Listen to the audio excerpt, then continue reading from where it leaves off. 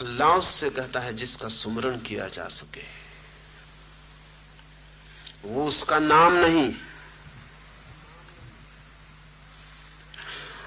और जिसका सुमरण किया जा सके वो समय के पार नहीं ले जाएगा। समय के पार वही वस्तु जा सकती है जो सदैव समय के पार है ही। कालातीत वही हो सकता है जो कालातीत है ही। समय के भीतर जो पैदा होता है वो समय के भीतर नष्ट हो जाता है। अगर आप कह सकते हैं कि मैंने 5:05 पर स्मरण किया प्रभु का, तो ध्यान रखना ये स्मरण समय के पार ना ले जा सकेगा। जो समय के भीतर पुकारा गया था वो समय के भीतर ही गूंज के समाप्त हो जाएगा। और परमात्मा समय के बाहर है। क्यों? क्योंकि समय के भीतर सिर्फ परिवर्तन है और परमात्मा परिवर्तन नहीं है। अगर ठीक से समझें तो समय का अर्थ है परिवर्तन। कभी आपने ख्याल किया कि आपको समय का पता क्यों चलता है? सच तो यह है कि आपको समय का कभी पता नहीं चलता, सिर्फ परिवर्तन का पता चलता है। इसे ऐसा लें, इस कमरे में हम इतने लोग बैठे हैं। अगर ऐसा हो जाए कि वर्ष भर हम यहां बैठे रहें और हम में से कोई भी जरा भी परिवर्तित न हो, तो क्या हमें पता चलेगा कि वर्ष बीत गया?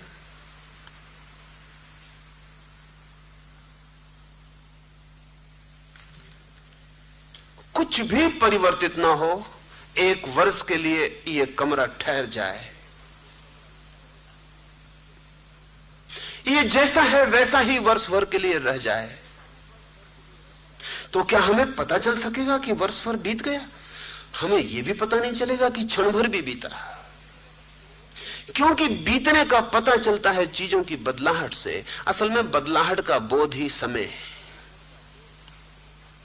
इसलिए जितने जोर से चीजें बदलती हैं उतने जोर से पता चलता है।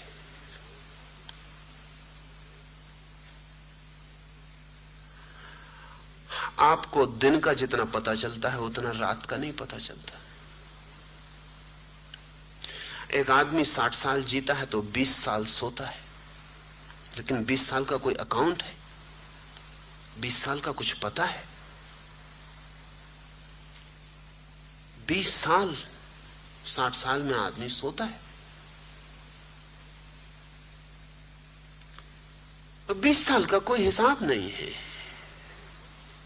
20 साल का कोई पता नहीं चलता, वो नींद में बीत जाते हैं। वहां चीजें कुछ स्थिर हो जाती हैं, उतने जोर से परिवर्तन नहीं, सड़क उतने जोर से नहीं चलती, ट्रैफिक उतनी गति में नहीं है, सब चीजें ठहरी हैं, आप अकेले रह गए हैं। अगर एक व्यक्ति को हम बेहोश कर दें और 100 साल बाद वो उसे होश में लाएं, तो उसे बिल्कुल पता नहीं चलेगा कि 100 साल बीत गए। जाग के वो चौंकेगा। और अगर वो ऐसी ही दुनिया वापस पा सके जैसा वो सोते वक्त पाई थी उसने, वही लोग उसके पास हों, वही घड़ी कांटा वही हो दीवार पर लटका हुआ, बच्चा स्कूल गया था अभी न लौटा हो, पत्नी खाना बनाती थी, उसके बर्तन की आवाज किचन से आती हो और वो आदमी जगे, तो उसे बिल्कुल पता नहीं चलेगा कि 100 साल बीत गए। समय का बोध परिवर्तन का बोध है, क्योंकि चीजें भाग रही हैं, बदल रही हैं, इसलिए समय का बोध होता है। इसलिए जितने जोर से चीजें बदलने लगती उतनी टाइम कॉन्शियसनेस, समय का बोध बढ़ने लगता है। पुरानी दुनिया में समय का इतना बोध नहीं था, चीजें स्थिर थी, करीब करीब वही थी। बाप जहां चीजों को छोड़ता था बेटा वहीं पाता था, और बेटा फिर चीजों को वहीं छोड़ता था जहां उसने अपने बाप से पाया था। चीजें स्थिर थी। अब कुछ भी वैसा नहीं है, जहां कल था आज नहीं होगा, जहां आज है कल नहीं होगा, सब बदल जाएगा। इसलिए समय का भारी बोध, एक एक पल समय का कीमती मालूम पड़ता है। समय में जो भी पैदा होगा वो परिवर्तित होगा ही। समय के भीतर सनातन की कोई घटना प्रवेश नहीं करती, शाश्वत की कोई किरण समय के भीतर नहीं आती। ऐसे ही समझें कि जैसे जो नदी में होगा वो गीला होगा ही, हाँ, जिससे गीला नहीं होना उसे तट पर होना पड़ेगा। समय की धारा में जो होगा वो परिवर्तित होगा ही, समय के बाहर होना पड़ेगा, तो अपरिवर्तित नित्य का जगत प्रारंभ होता। तो लाओस से कहता है जो नाम सुमरण किया जा सके, सुमरण तो समय में होगा, शब्द का उच्चारण तो समय लेगा। एक पूरा शब्द भी हम एक क्षण में नहीं बोल पाते, एक हिस्सा बोल पाते हैं, फिर दूसरा, दूसरा, तीसरा, तीसरा। जब मैं बोलता हूं समय, तब भी समय बह रहा है। सा बोलता हूं और हिस्से में, मां बोलता हूं और हिस्से में, या बोलता हूं और हिस्से में। हेराक्लुत ने कहा है, you can not step twice in the same river. एक ही नदी में दोबारा नहीं उतर सकते हो, क्योंकि जब दोबारा उतरने आओगे तब तक नदी तो बह गई होगी। हेराक्लुती भी बहुत कंजूसी से कह रहा है, सच तो यह है, one can not step even once in the same river. क्योंकि जब मेरे पैर का तलवा पानी की ऊपर की धार को छूता है, नदी भागी जा रही है, और जब मेरा तलवा थोड़ा सा प्रवेश करता है तब नदी भागी जा रही है। जब मैं नदी को स्पर्श करता हूं तब नदी में पानी और था, और जब मैं नदी की तलहटी में पहुंचता हूं तब पानी और है। एक बार भी नहीं छू सकता। और नदी तो ठीक ही है, जब नदी को मैं छू रहा हूं तो नदी ही बदल रही होती तो भी ठीक था, जो पैर छू रहा है वो भी उतनी ही तेजी से बदला जा रहा है।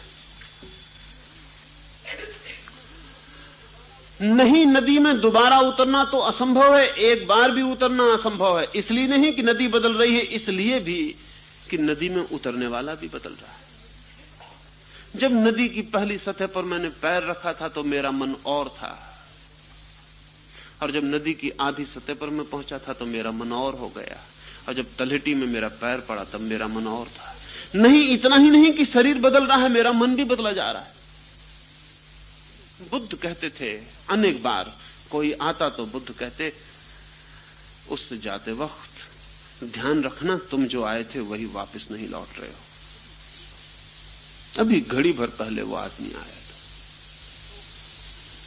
चौंक जाते थे लोग और कहते थे, क्या कहते हैं आप? बुद्ध कहते थे, निश्चित ही तुमने सुना, मैंने कहा, इतने में भी सब बदल गया है।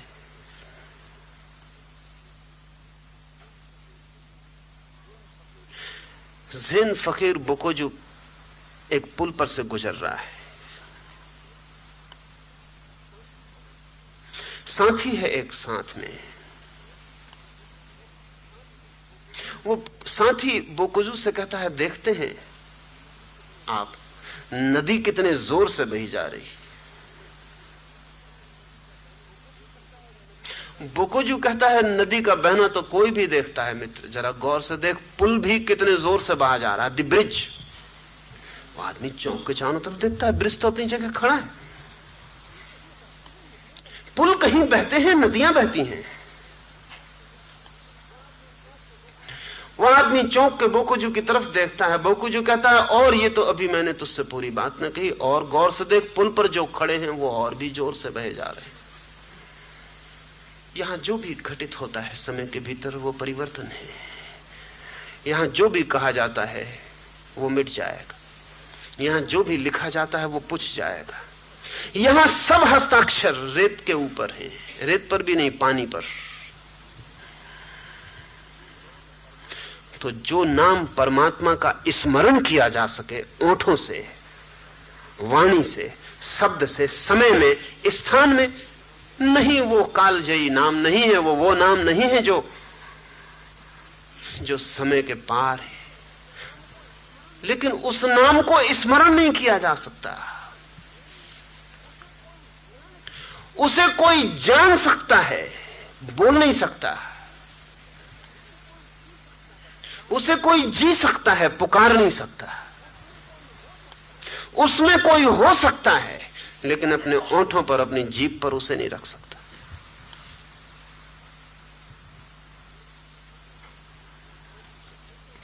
साथ ही कहता है लाओस से, न तो वो कालजयी है और न सदा एक रस रहने वाला है,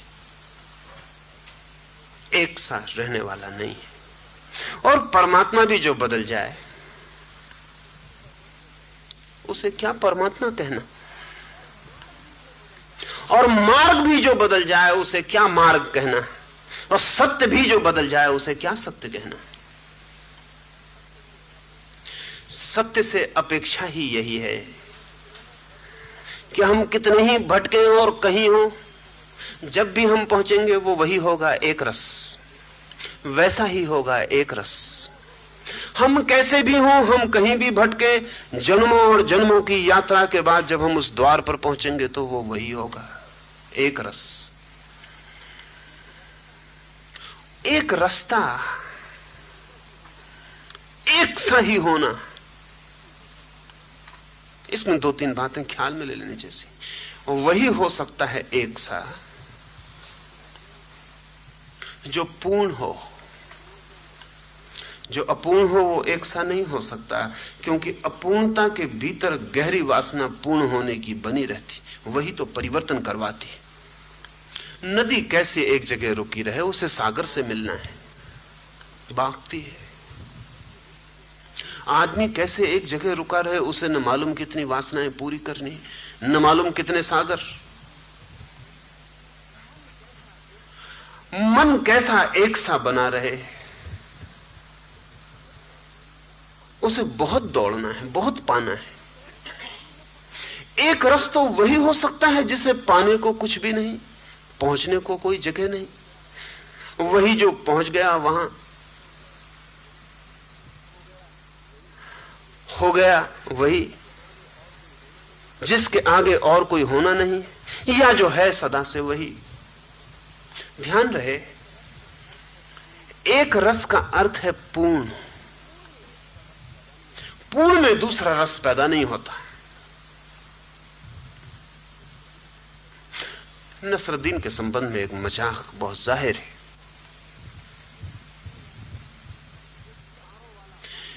एक तारों वाला वाद्य उठा लाया था फकीर नसरुद्दीन, पर उस वाद्य की गर्दन पर एक ही जगह उंगली रख के और रगड़ता रहता था तारों को। पत्नी परेशान हुई।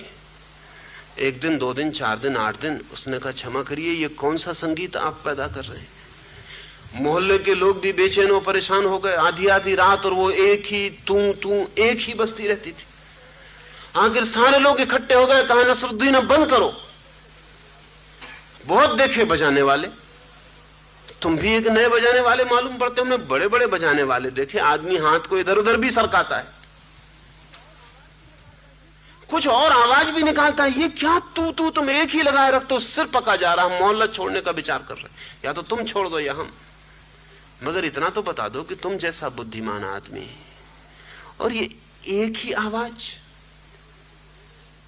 ऐसा तो हमने कोई संगीतज्ञ नहीं देखा। नसरुद्दीन ने कहा कि वो लोग अभी ठीक स्थान खोज रहे हैं, मैं पहुंच गया हूं। नीचे ऊपर हाथ फिरा के ठीक जगह खोज रहे हैं कि कहां ठहर जाएं।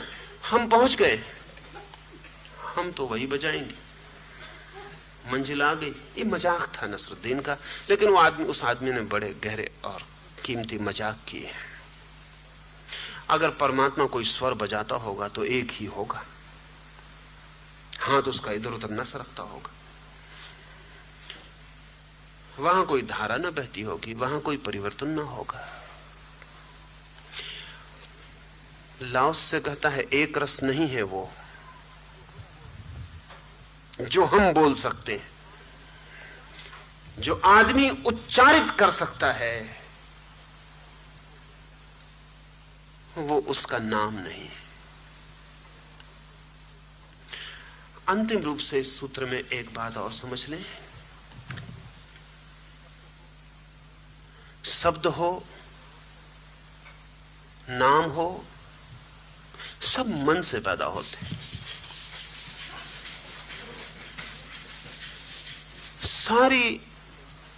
सारी सृष्टि मन की है।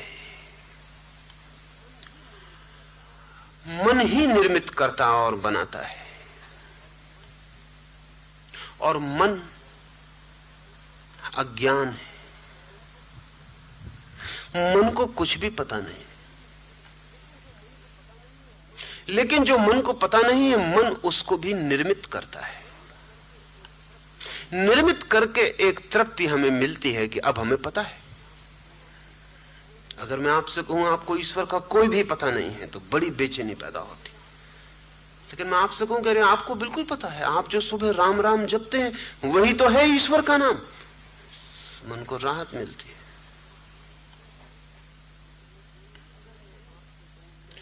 अगर मैं आपसे कहूं नहीं कोई उसका नाम नहीं, और जो भी नाम तुमने लिया है ध्यान रखना उससे उसका कोई भी संबंध नहीं है, तो मन बड़ी बेचैनी में, वैक्यूम में, शून्य में छूट जाता है। उसे कोई सहारा नहीं मिलता खड़े होने को, पकड़ने को,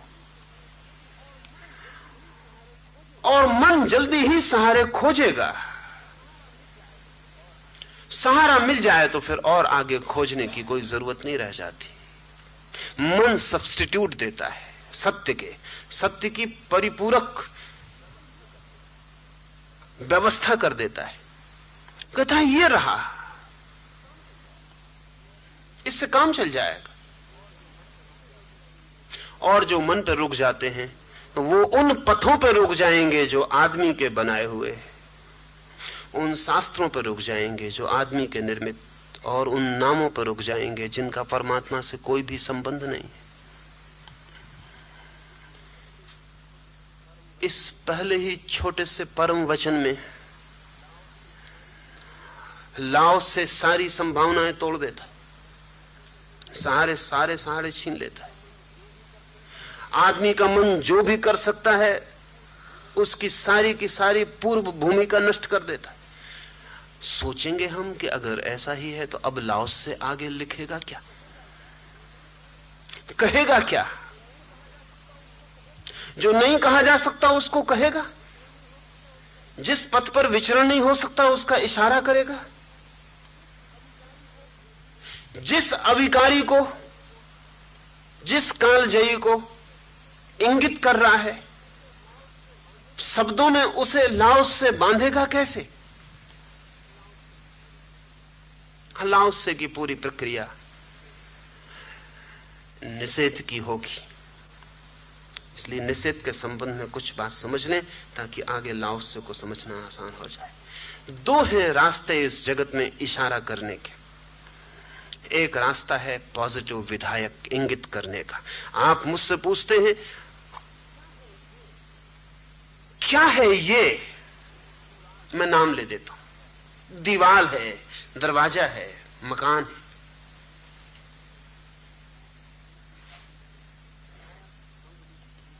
विधायक अंगुली सीधा ही इशारा कर देती है, डायरेक्ट। ये रहा। आप पूछते थे दरवाजा कहां है, ये है। आप पूछते थे दिया कहां है, ये है। लेकिन अंगुलियों से जिस तरफ इशारे किए जा सकते वे क्षुद्र ही हो सकती हैं चीजें। विराट की तरफ अंगुलियों से इशारे नहीं किए जा सकते। क्षुद्र की तरफ इशारा अंगुली से किया जा सकता है, ये है। कोई पूछता है परमात्मा कहां है तो नहीं कहा जा सकता है ये है। परमात्मा की तरफ इशारे उंगलियों से नहीं करने पड़ते, सब उंगलियां बांध के मुट्ठी बंद करके करने पड़ते हैं कि ये है। जब मुट्ठी बांध के कोई कहता है ये है तो उसका मतलब है इशारा कहीं भी नहीं जा रहा, नो वेयर गोइंग। किसी तरफ है ऐसा नहीं कह सकते क्योंकि सब तरफ है।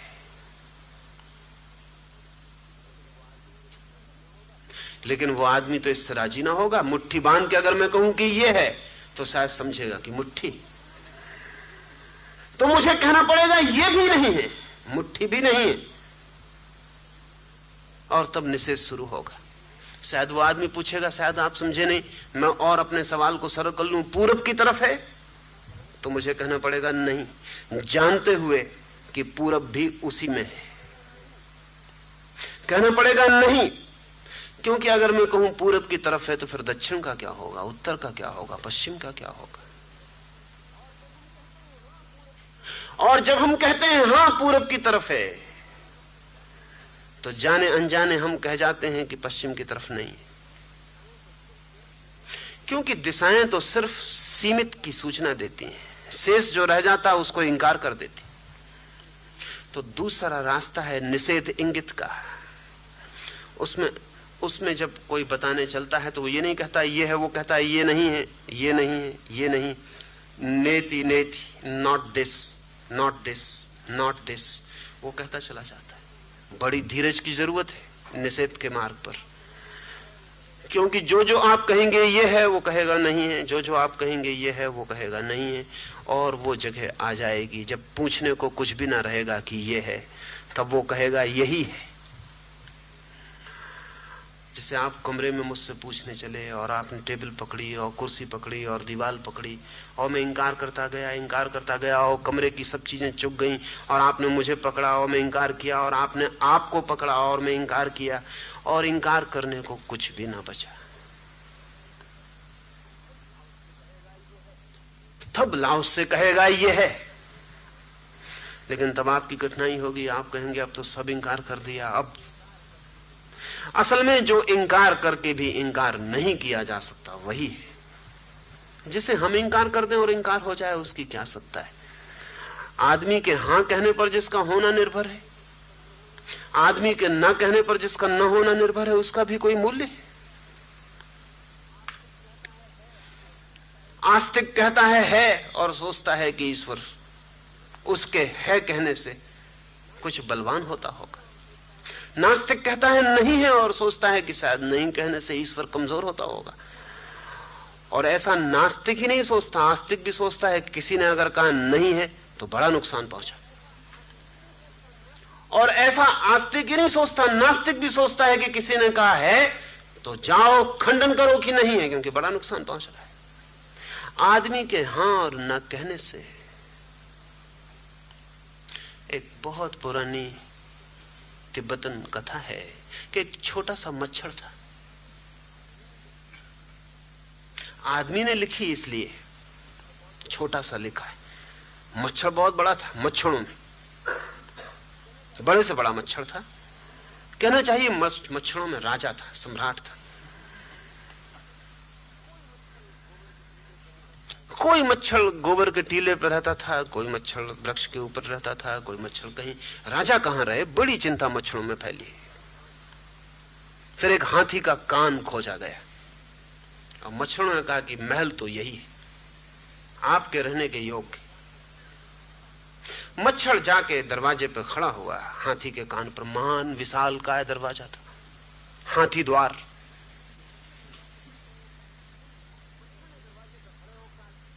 मच्छर ने दरवाजे पे खड़े होकर कहा कि सुन ए हाथी, मैं मच्छरों का राजा, फला फला मेरा नाम, आज से तुझ पे कृपा करता हूं और तेरे कान को अपना निवास स्थान बनाता हूं।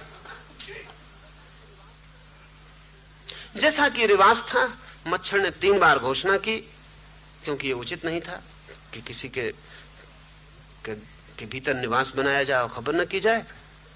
हाथी खड़ा सुनता रहा। मच्छर ने सोचा ठीक है, मौनम सम्मति लक्षणम, वो सम्मति देता है, मौन है। फिर मच्छर वर्षों तक रहता था, आता था, जाता था। उसके बच्चे, संतति और बड़ा विस्तार हुआ, बड़ा परिवार वहां रहने लगा। फिर भी जगह बहुत थी, मेहमान भी आते और भी लोग रुकते, बहुत काफी था। फिर और कोई जगह सम्राट के लिए खोज ली गई और मच्छरों ने कहा कि अब आप चले, हम और बड़ा महल खोज लिए। तो मच्छर ने फिर दरवाजे पर खड़े होकर कहा कि ए हाथी सुन, अब मच्छरों का सम्राट फला फला मेरा नाम है, अब मैं जा रहा हूं।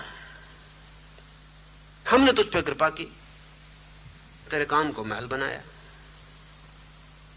कोई आवाज ना आई। मच्छर ने सोचा कि अब भी मौन को सम्मति का लक्षण मानना पड़ेगा। अब भी ये जरा दुखद मालूम पड़ा कि ठीक है जाओ, कुछ मतलब नहीं। वो हां भी नहीं भर रहा, ना भी नहीं भर रहा। उसने और जोर से चिल्ला के कहा, लेकिन फिर भी कुछ पता ना चला। उसने और जोर से चिल्ला के कहा। हाथी को धीमी सी आवाज सुनाई पड़ी कि कुछ। हाथी ने गौर से सुना तो सुनाई पड़ा कि एक मच्छर कह रहा है कि मैं सम्राट मच्छरों का, मैं जा रहा हूं, तुझ पर मेरी कृपा थी, इतने दिन तेरे कान में निवास किया। क्या तुझे मेरी आवाज सुनाई नहीं पड़ती है? हाथी ने कहा, महानुभाव, आप कब आए मुझे पता नहीं, आप कितने दिन से रह रहे हैं मुझे पता नहीं,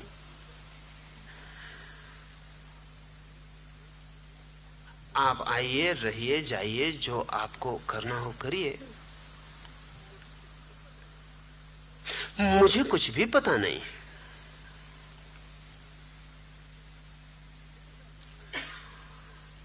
तिब्बतन फकीर इस कथा को किसी अर्थ से कहते हैं।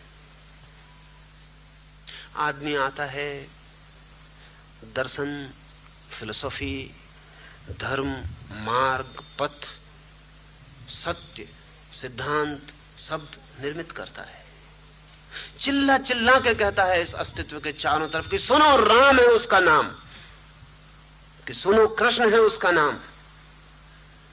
आकाश चुप है, उस अनंत को कहीं कोई खबर नहीं मिलती।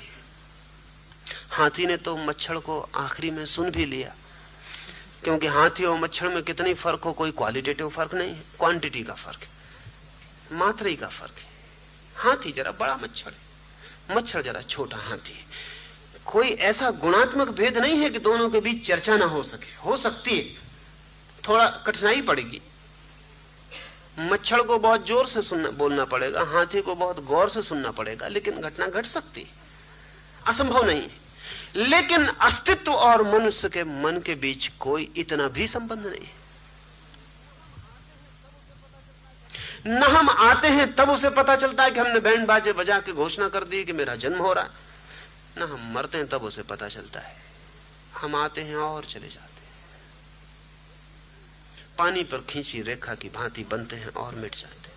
लेकिन इस थोड़ी सी देर में, जबकि रेखा बनते और मिटने के बीच में थोड़ी देर बचती है, उतनी थोड़ी देर में हम न मालूम कितने शब्द निर्मित करते हैं, उस बीच हम न मालूम कितने सिद्धांत निर्मित करते हैं, उस बीच हम न मालूम कितने शास्त्र बनाते हैं, संप्रदाय बनाते हैं, उस बीच हम मन का पूरा जाल फैला देते हैं। लाओस से उस जाल को काटेगा, नेति नेति उसके कहने का ढंग है। असल में जिनको परम के संबंध में कुछ कहना हो, परम के संबंध में कुछ कहना हो, तो उन्हें कहना ही पड़ेगा कि उस संबंध में कुछ नहीं कहा जा सकता, और फिर कहने की कोशिश करनी पड़ेगी, और वो कोशिश यही होगी कि ये नहीं है, ये नहीं है। वो पथ जिस पर विचरण किया जा सके, नहीं, वो नहीं है। वो शब्द जिसका स्मरण किया जा सके, नहीं, वो नहीं है। और आप भाषा की भूल में मत पड़ जाना, क्योंकि जिसका स्मरण किया जा सके वही है नाम, और तो कोई नाम हम बोल नहीं सकते। और जिस पे विचरण किया जा सके उसी को तो हम पथ कहते हैं, और किसी पथ को तो हम जानते नहीं। अगर इसको बिल्कुल ठीक से रख दिया जाए तो बहुत हैरानी होगी। वो हैरानी ये होगी कि अगर इसको ऐसा कहा जाए, जो भी पथ है वो पथ नहीं, जो भी नाम है वो नाम नहीं, तो आपके समझ में सीधा अर्थ इतना ही है, that which is a way is not a way at all.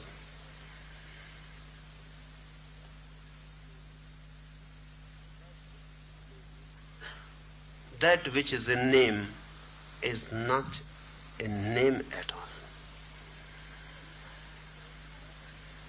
यही कह रहा है वो यही कह रहा है, पहुंचना हो तो पथ से बचना, नहीं तो भटक जाओगे, और जानना हो उसे, पुकारना हो उसे, तो नाम भर मत लेना,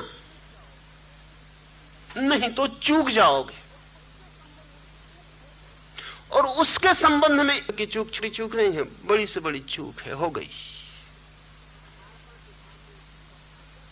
मारपा के सामने एक युवक आके बैठा है, वो 3 वर्ष से मारपा के पास है,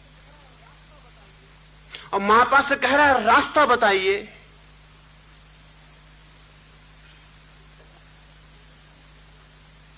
कुछ उसका पता ठिकाना बताइए, कुछ नाम हो तो बोलिए।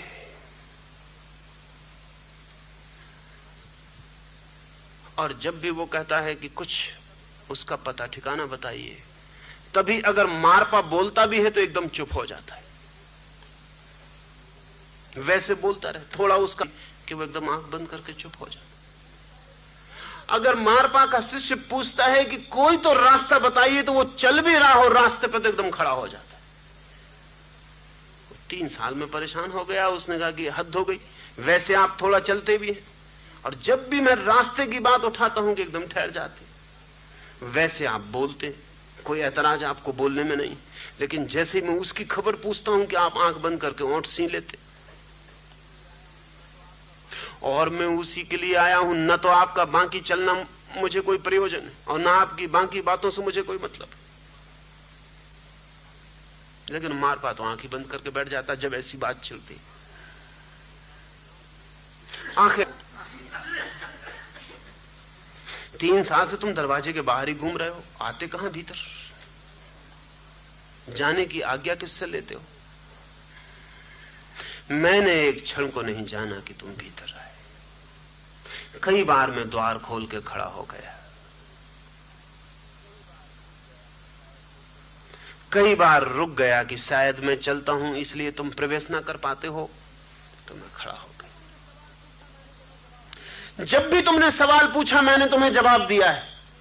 उस युवक ने कहा हद हो गई।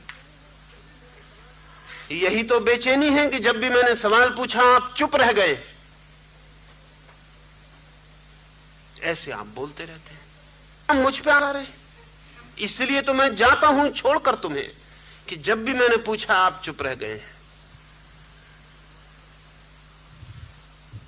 मारपा ने कहा वही था जवाब। काश तुम भी उस वक्त चुप रह जाते, काश जब मैं चलते चलते ठहर गया था तुम भी ठहर जाते, तो मिलन हो जाता हमारा।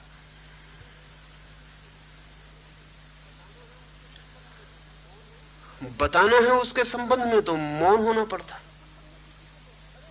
चलाना है उसके संबंध में किसी को तो खड़े हो जाना पड़ता है। उल्टी दिखती हैं बातें,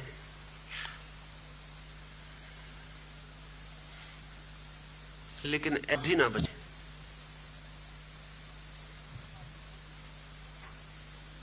खालीपन रह जाए, और खालीपन ही निर्विकार है। ध्यान रखें, जहां कुछ भी आया वहीं विकार आ जाता है। शून्य के अतिरिक्त और कोई पवित्रता नहीं है।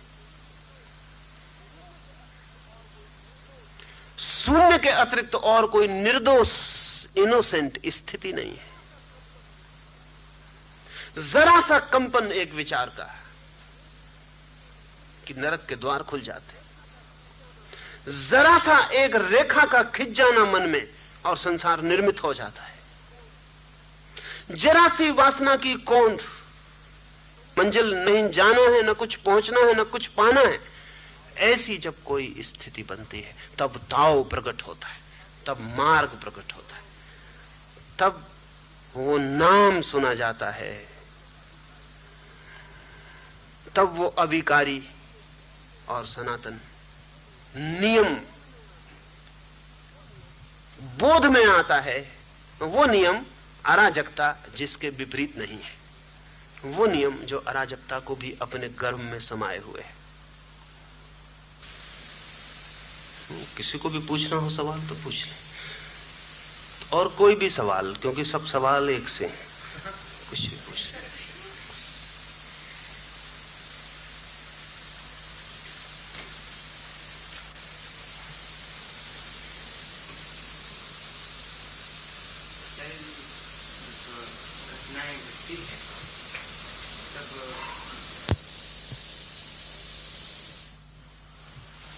और पीछे ऐसा भी लगता है कि थोड़ा निर्विचार हुआ, और चारों तरफ विचार चलते रहते हैं। जब तक विचार चलते हैं तब तक निर्विचार का ख्याल सिर्फ एक विचार है।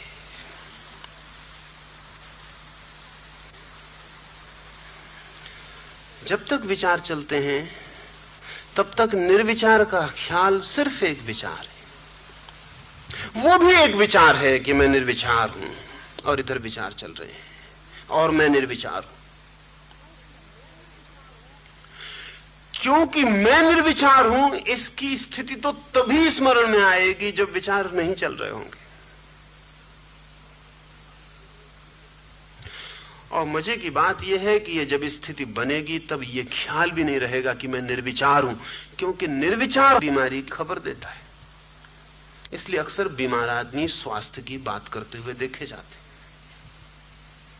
स्वस्थ आदमी नहीं, बीमार आदमी।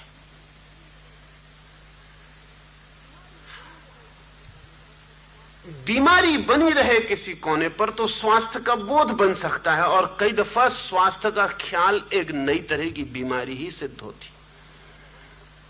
अगर कोई आदमी स्वास्थ्य के प्रति बहुत सचेतन हो गया तो रुग्ण हो जाता।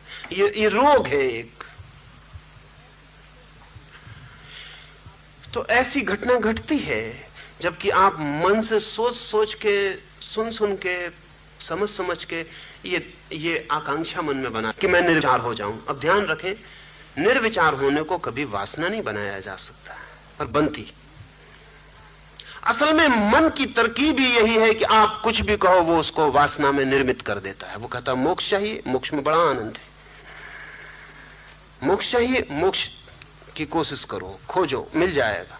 अब मोक्ष की खोज शुरू हो गई, और जिस मोक्ष को मन खोजता है वो मोक्ष नहीं है। असल में जहां मन नहीं होता वहां मोक्ष है, इसलिए मन का खोजा हुआ मोक्ष तो मोक्ष नहीं हो सकता। निर्विचार की बात सुनते सुनते मन में बैठ जाता है निर्विचार होना चाहिए। ध्यान रखें, निर्विचार होना चाहिए ये एक विचार है, पर ये आपके पास क्या है? निर्विचार होना, ये एक विचार है। सिर्फ निर्विचार होना है इसलिए विचार नहीं है, इस भूल में पड़ने की कोई जरूरत नहीं है। This is a mode of thought, to be thoughtless. ये एक प्रकार हुआ विचार का। अब अगर इस विचार पे आप जिद देके पड़ जाएं तो मन आपको दूसरा धोखा देगा। वो कहेगा कि देखो भीतर तो निर्विचार है, आसपास विचार घूम रहे हैं, आर पार चल रहे हैं विचार, मैं तो बाहर खड़ा हुआ हूं। लेकिन मैं जो बाहर खड़ा हुआ हूं ये क्या है? Is it more than A thought? ये जो मैं बाहर खड़ा हूं ये क्या है? जो कालजयी है वो शांति नहीं जिसका कोई नाम नहीं है ना। इससे एक शांति मिलेगी जो कि मन को सदा मिलती है जब भी वो अपनी किसी वासना को पूरा कर लेता है। ये एक वासना थी मन में कि निर्विचार हो जाऊं। अब ये विचार बीच में खड़ा हो गया कि मैं निर्विचार हूं। मन को बड़ी तृप्ति मिलती है कि देखो मैं निर्विचार भी हो गया। और मन बड़ा कुशल है, एक छोटे से कोने में एक विचार को खड़ा कर देगा कि मैं निर्विचार हूं, और चारों तरफ विचार घूमते रहेंगे। और चारों तरफ कहना भी ठीक नहीं कि वहां जाके फिर विचार खड़ा है, बाकी विचार चल रहे हैं, बाकी विचार चल रहे हैं, दुकान है, बाजार है, काम है, धंधा है, वो चारों तरफ चल रहे हैं। और ये एक विचार कि मैं निर्विचार हूं खड़ा हो गया है बीच में। लेकिन अगर इसको भी बहुत गौर से देखेंगे तो ये भी पूरा खड़ा हुआ नहीं मिलेगा, क्योंकि कोई विचार पूरा हुआ खड़ा नहीं हो सकता। ये भी दिए की लौ की भांति नीचा ऊंचा होता रहेगा। एक क्षण को लगेगा हूं, एक क्षण को लगेगा नहीं हूं, एक क्षण को लगेगा अरे ये तो विचार भीतर घुस गए, एक क्षण को लगेगा मैं फिर बाहर हूं, एक क्षण को लगेगा मैं फिर खो गया। ये बस ऐसा ही होता रहेगा। ये क्योंकि कोई भी विचार परिवर्तन के बाहर नहीं हो सकता। ये विचार भी नहीं कि मैं निर्विचार हूं, ये भी डोलता रहेगा। हो गए आप वापस पहुंच गए गहनतम नरक में। ये एक विचार करीब करीब वैसे काम करता है जैसा बच्चे लूडो का खेल खेलते हैं, चढ़ते हैं, बड़ी मुश्किल लगाते हैं, नसनियां, सीढ़ियां, और फिर एक सांप के मुंह पे पड़ते हैं और सड़क के नीचे सांप की पूंछ पर आ जाते हैं। अगर एक भी विचार का ख्याल आ गया, मैं निर्विचार हूं, यह भी ख्याल आ गया, तो सांप के मुंह में पड़े आप नीचे उतर जाएंगे। सब सीढ़ियां जो चढ़े थे वो सब बेकार हो गई हैं। इसलिए बोधि धर्म ने कहा आई डू नॉट नो, मैं नहीं जानता। कौन खड़ा है आपके सामने मुझे खुद ही पता नहीं है। ये सिर्फ सम्राट इतने दूर से चल के आया था, वर्षों से प्रतीक्षा कर रहा था मेरी। जैसे कोई बच्चा आ जाए और हम उसे खिलौना पकड़ाते हैं, ऐसा मैंने उसे एक खिलौना दिया है। जब तक विचार चल रहे हैं चारों तरफ, तब तक जानना कि आप भी एक विचार हो। You are a thought. जब कुछ भी न रह जाए, ये पता करने वाला भी न रह जाए, कुछ रह ही ना जाए, जरा भी कठिनाई नहीं है, जरा भी कठिनाई नहीं है। बहुत अच्छा, लेकिन मैं तो रहूं, मोक्ष मिले बिल्कुल ठीक, लेकिन मैं रहूं, मुझे तो बचना ही चाहिए। तो जब बुद्ध ने इस देश में कहा अनत्ता, अनात्मा, कहा कि नहीं आत्मा भी नहीं है, क्योंकि यह भी एक विचार है। इसे समझे थोड़ा। मैं आत्मा हूं, यह भी एक विचार है, और निश्चित ही वो जगह है जहां ये विचार भी नहीं होता, और वही आत्मा है। ये उल्टा दिखता है। ये विचार भी जहां नहीं होता कि मैं आत्मा हूं, वही आत्मा है। लेकिन वो तो प्रकट हो जाएगी। आप काटते चले जाएं, काटते चले जाएं। आग जलती है, लौ जलती है। लौ पहले तेल को जलाती रहती, फिर तेल चुक जाता, फिर लौ बाती को जलाने लगती, फिर बाती चुक जाती, फिर पता है लौ का क्या होता? लौ खो जाती।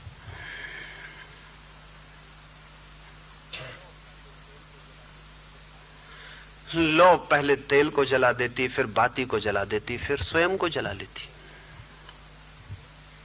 विचार को छोड़ दें, विचार काट डालें, फिर स्वयं को भी छोड़ दें। फिर विचारों को काट डाला, स्वयं को भी छोड़ दिया, ये भी छोड़ दें, तब कुछ नहीं बचता। एक निर्विकार भाव अवस्था, एक निर्विकार शेष रह जाता है, जहां मैं का भंवर नहीं बनता। पानी में भंवर बनते देखे होंगे, जोर चक्कर से भंवर बनता है। और भंवर की एक खूबी होती है, आप कुछ भी डाल दो तो वो भंवर उसको फौरन खींच के घुमाने लगता है। मैं एक भंवर है जिसमें आप कुछ भी डालें, वो किसी भी चीज को पकड़ के घुमाने लगेगा। इस निर्विचार, निरअहंकार स्थिति में कोई भंवर नहीं रह जाता, कोई घूमने की स्थिति नहीं रह जाती।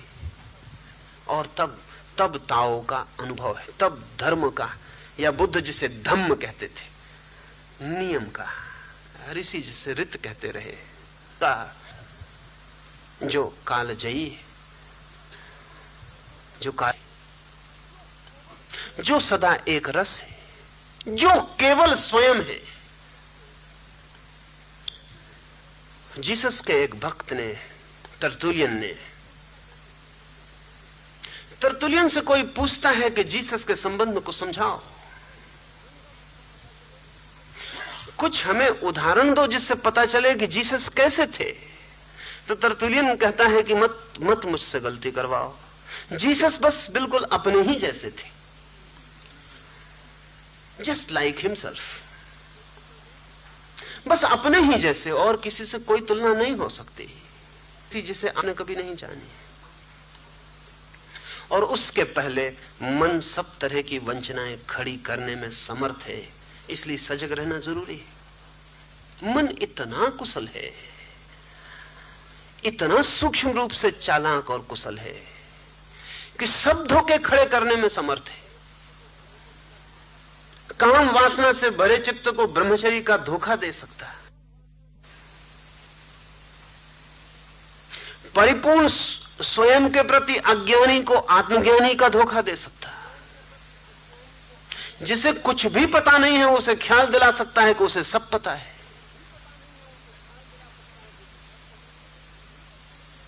जो नहीं मिला है उसकी भी खबर दे सकता है कि मिल गया है। इसलिए मन की डिसेप्टिविटी, उसकी जो प्रवंचकता है, उसके सब रूप ठीक से समझ लेने जरूरी है। 200 मील चल के मुझे यह बताने आओगे कि मैं शांत हूं, और अगर इसके लिए आए हो तो बात खत्म हो गई, धन्यवाद। परमात्मा करे कि तुम सच में ही शांत हो, लेकिन एक दफा बाहर जाके फिर सो जाओ। युवक बाहर जाता है, और तभी वांग को कहता है बाहर जाने की कोई जरूरत नहीं, लौट आओ। क्योंकि अगर अभी इतना भी अशांति बाकी है कि सोचना है कि शांत हूं या नहीं, वापस आ जाओ। तुम्हारी झिझक ने सब कुछ कह दिया है। तुम सोचने जा रहे हो बाहर कि देख शांत हूं या नहीं, ये काफी अशांति है। वांग को कहता रुको, पता चाहे कि विचार चल रहा है, तब तक तुम जानना कि मन ने अपने दो हिस्से किए, एक हिस्सा विचार चलाने वाला और एक हिस्सा एक विचार का कि मैं विचार नहीं हूं, मैं निर्विचार हूं। ये मन का ही द्वैत है। सच तो यह है कि मन के बाहर द्वैत होता ही नहीं।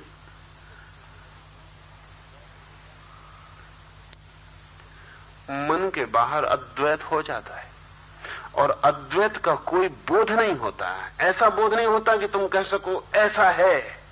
ज्यादा से ज्यादा तुम इतना ही कह सकोगे ऐसा नहीं है, ऐसा नहीं है, ऐसा नहीं है। तो आज इतना, कल फिर हम बैठे